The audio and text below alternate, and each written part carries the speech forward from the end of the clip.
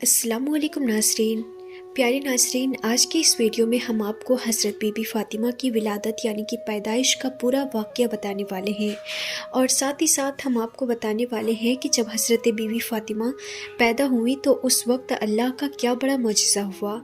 इस बारे में सुनकर आप सबका दिल खुश हो जाएगा। इसीलिए आज की ये वीडियो आप सभी के लिए बहुत ही ख़ास है और ख़ास करके ऐसे लोग इस वीडियो को आखिर तक ज़रूर देखें जो लोग 3 बेटियों के पैदा होने पर दुखी हो जाते हैं। ऐसे लोगों की आंखें खुल जाएंगी। इसीलिए आप इस वीडियो को ज़रा भी स्किप ना करना और सबसे पहले आप हज़रत फ़ातिमा की मोहब्बत में इस वीडियो को दिल से एक लाइक ज़रूर कर दें और मेहरबानी करके इसे शेयर भी कर दें ताकि और भी लोगों के पास ये वीडियो पहुंच जाए। तो चलिए नाज़रीन, वीडियो को शुरू करते हैं।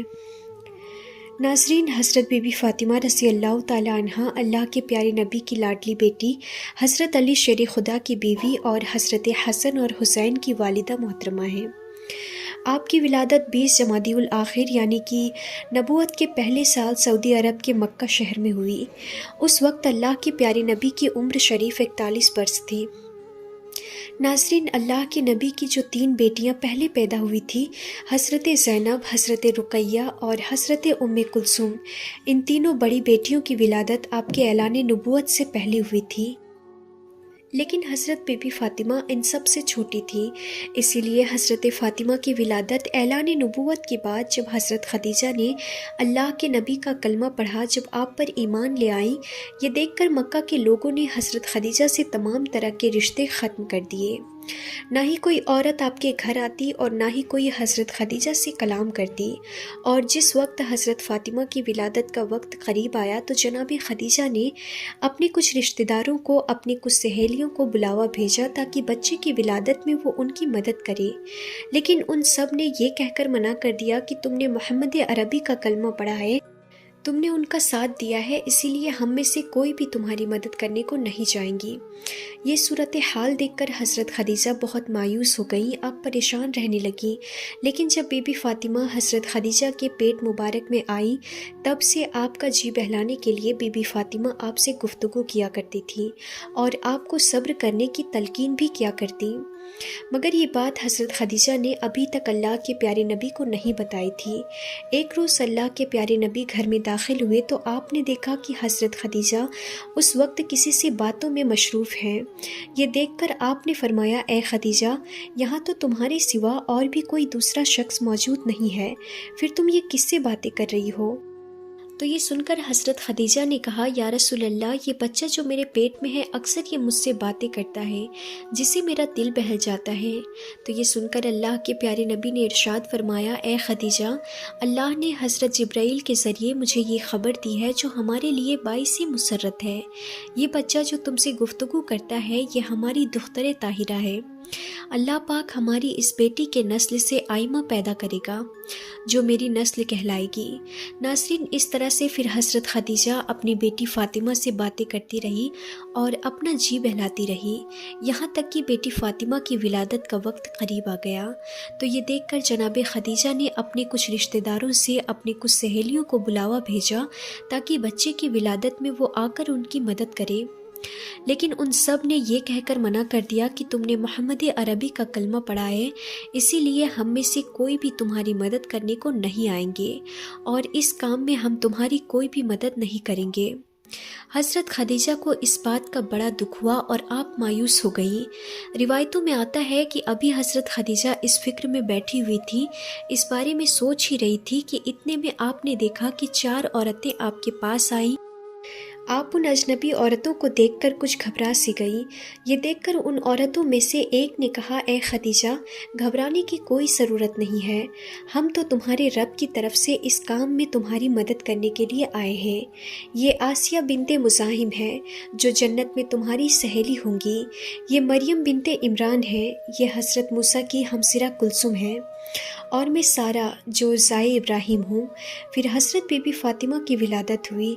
रिवायतों में आता है कि जब बीबी फ़ातिमा पैदा हुई उस वक्त आपके चेहरे पर इतना ज़्यादा नूर था कि जिसकी चमक मक्का में घर घर तक पहुँच गई। और यही नहीं बल्कि मशरिक़ से लेकर मग़रिब तक और इस रुए ज़मीन पर ऐसी कोई भी चीज़ नहीं बची जहाँ जहाँ बीबी फ़ातिमा के नूर की रोशनी न पहुँची हो। اس کے بعد جنت سے 10 حوریں حضرت خدیجہ کے پاس آئی۔ ان میں سے ہر ایک کے ساتھ ایک تخت اور ایک لوٹا تھا جن میں آب کوثر بھرا ہوا تھا۔ پھر جو عورت حضرت خدیجہ کے سامنے بیٹھی ہوئی تھی انہوں نے وہ لوٹا لیا اور پھر آب کوثر سے حضرت بی بی فاطمہ کو غسل دیا گیا۔ پھر جنت کے ایک کپڑے سے آپ کو لپیٹ دیا گیا اور دوسرا کپڑا آپ کے سر پر ڈال دیا گیا۔ اس کے بعد ان سب حوروں نے ایک دوسرے کو ولادت فاطمہ کی مبارکباد دی۔ پھر اہل آسمان میں بھی ایک دوسرے کو مبارکباد دی۔ اس کے بعد آسمان پر ایک ایسا نور ظاہر ہوا کہ فرشتوں نے ایسا نور اس سے پہلے کبھی نہیں دیکھا تھا۔ اس کے بعد ان چاروں عورتوں نے حضرت خدیجہ سے کہا، اے خدیجہ، لیجئے آپ کی یہ بیٹی بالکل طاہرہ ہے، پاک اور صاف ہے، اللہ اس کی نسل میں برکت دے گا۔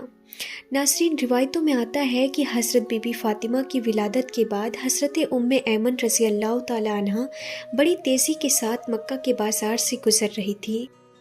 خوشی سے آپ کا چہرہ کھلا ہوا تھا کہ اچانک سے ایک خاتون جن کا نام سلیمہ خجایہ تھا وہ آپ کے سامنے آ گئی اور تلخ لہجے میں کہنے لگی، اے ام ایمن، تم اتنی تیزی سے کہاں بھاگے جا رہی ہو؟ تو یہ سن کر ام ایمن نے کہا کہ اے سلیمہ، میں الصدیق الامین محمد مصطفیٰ صلی اللہ تعالیٰ علیہ وسلم کو خوشخبری دینے جا رہی ہوں کہ ان کی اہلیہ حضرت خدیجہ نے چوتھی بیٹی کو جنم دیا ہے۔ تو یہ سن کر مارے حیرت کے سلیمہ خجایہ کا منہ کھلا کا کھلا ہی رہ گیا۔ کہنے لگی، کیا تم سچ میں انہیں چوتھی بیٹی ہونے کی خبر دینے جا رہی ہو؟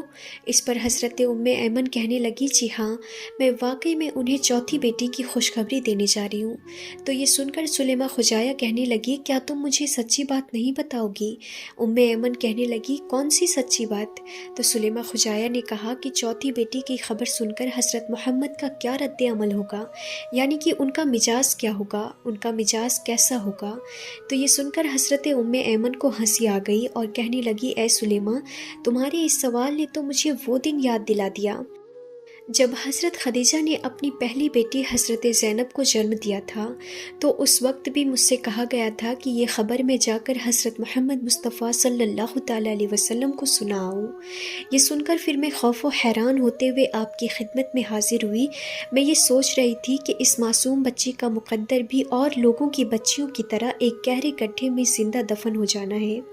لیکن اے سلیمہ، تم یقین کرو، اس وقت میں نے وہاں پر جو معاملہ دیکھا اس نے مجھے واقعی حیرت میں ڈال دیا۔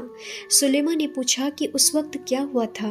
تو ام ایمن کہنے لگی، اے سلیمہ، جیسے ہی حضرت محمد مصطفیٰ صلی اللہ تعالیٰ علیہ وسلم نے سنا کہ ان کی اہلیہ نے ایک بیٹی کو جنم دیا ہے تو ان کا چہرہ کھل اٹھا اور مارے خوشی کے وہ دوڑ کر اپنے گھر کو پہنچے اور اپنی بیٹی کو گلے سے لگا لیا۔ مجھے تو ایسا لگ رہا تھا جیسے انہیں اس بچی کی شکل میں سب کچھ مل گیا ہو۔ پھر انہوں نے بچی کو خوب چوما، اپنے سینے سے لگایا اور پھر بچی کی والدہ کو ڈھیروں مبارکباد دی۔ پھر انہوں نے سب سے پہلا کام یہ کیا کہ قربانی کے جانوروں کو ذبح کر کے ایک اچھا خاصا عقیقے کا دسترخوان غریبوں کے لیے بچھا دیا۔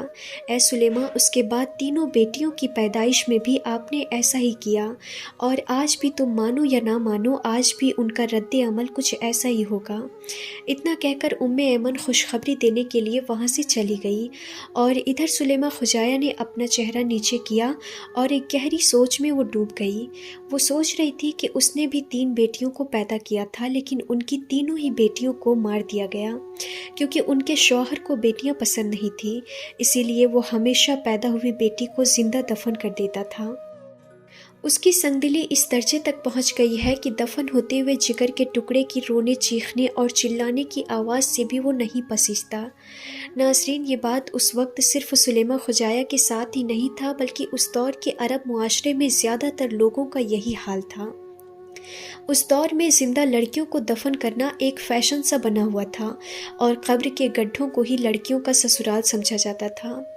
خیر، اس کے بعد سلیمہ خجایہ یہ سوچ کر ام ایمن کے پیچھے پیچھے گئی کہ جا کر دیکھوں تو صحیح کہ چوتھی بیٹی کی خبر سن کر محمد عربی کا کیا رد عمل ہوتا ہے۔